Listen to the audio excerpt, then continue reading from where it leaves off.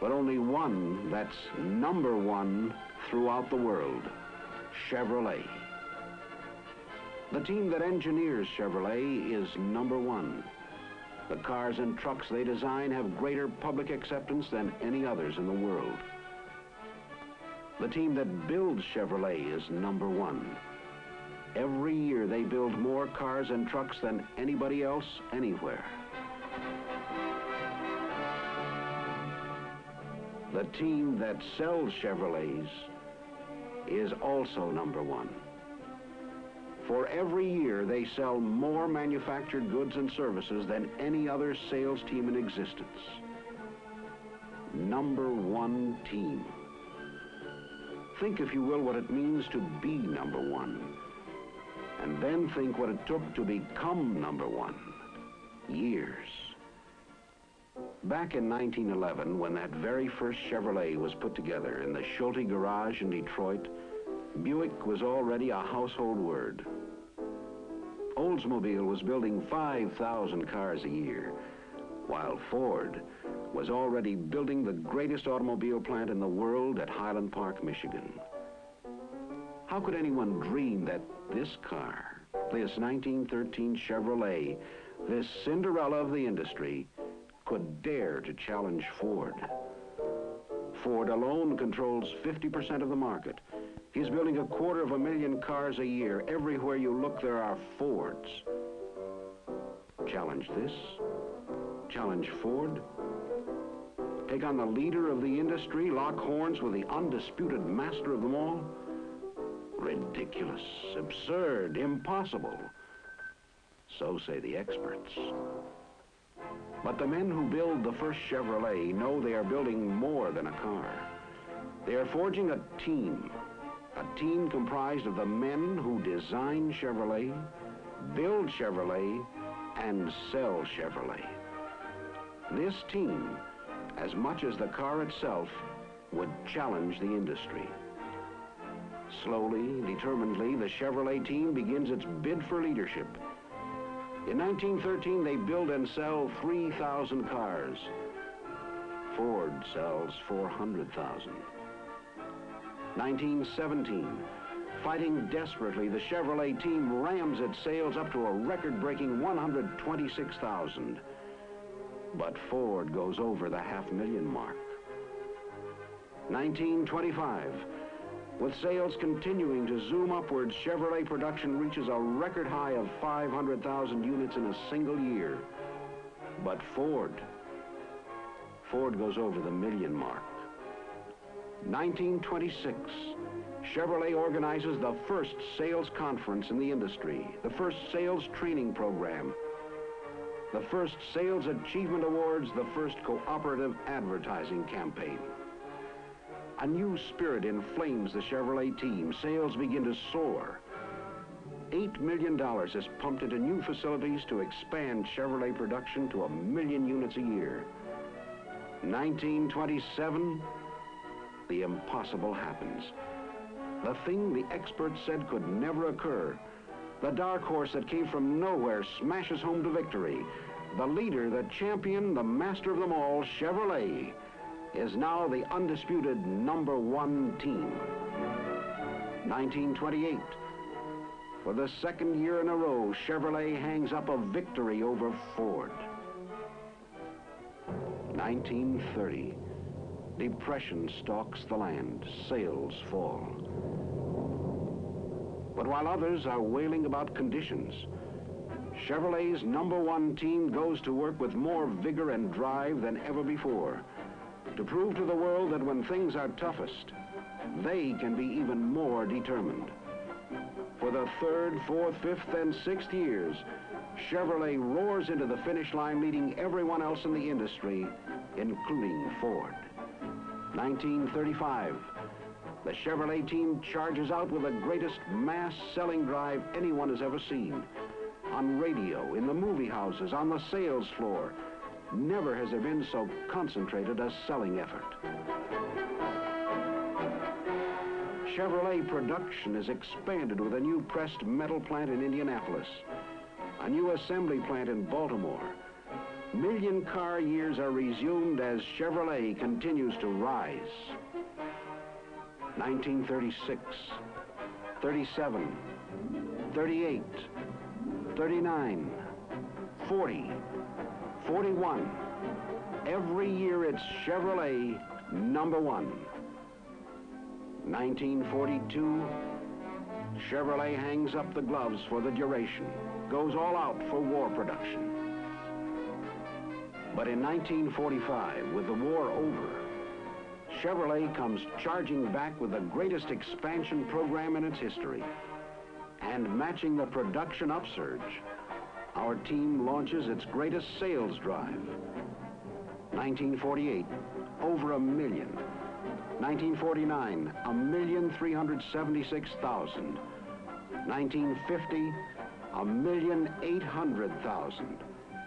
With greater drive, greater enthusiasm, and greater selling skill than ever before, Chevrolet keeps pushing sales up and up. 1960, over the 2 million mark. And in 1965, Chevrolet's number one team becomes the first in the world to build more than 3 million cars and trucks in a single year. That's what it took to get to the top. Now let's see what we're doing to stay at the top. We've expanded our facilities.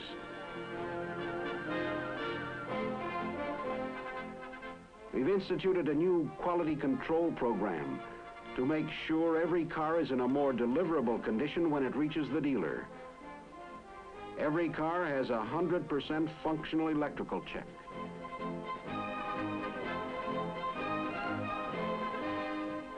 Everyone has its brake system pressure checked against possible fluid leakage. Each car has a special fluid level check.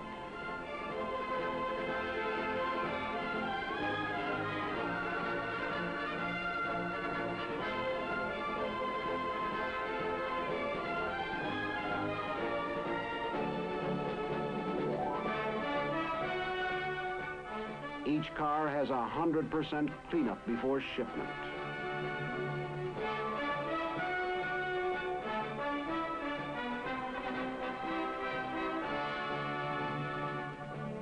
Front carpets are being installed in every vehicle before it leaves the plant. Every car is given a new protective wax coating.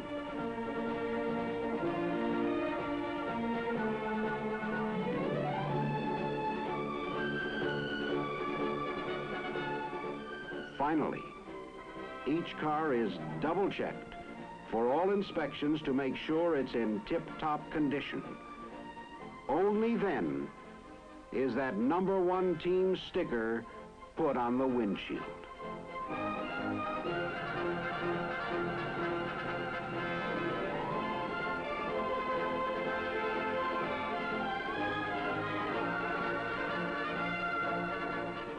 That's how all the members of our number one team are maintaining the quality that keeps us up there in the number one spot. But the one who's going to do the most of all to keep us there is you. Who? Me? Yes, you. You. And you. No matter who you are or where you are or what you do in Chevrolet, whether you're an engineer, a test driver at Chevrolet's proving grounds, a member of the Chevrolet Retail Sales Organization, a Chevrolet wholesale man, or any one of the many thousands of workers in Chevrolet manufacturing and assembly plants.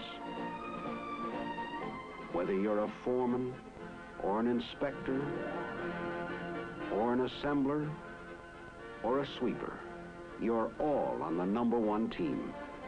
And the team depends on you.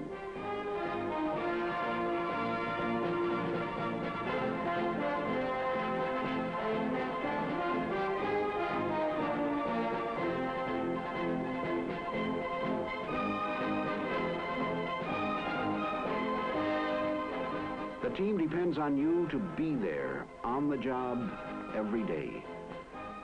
The team depends on you to do the job and do it right, the best you know how.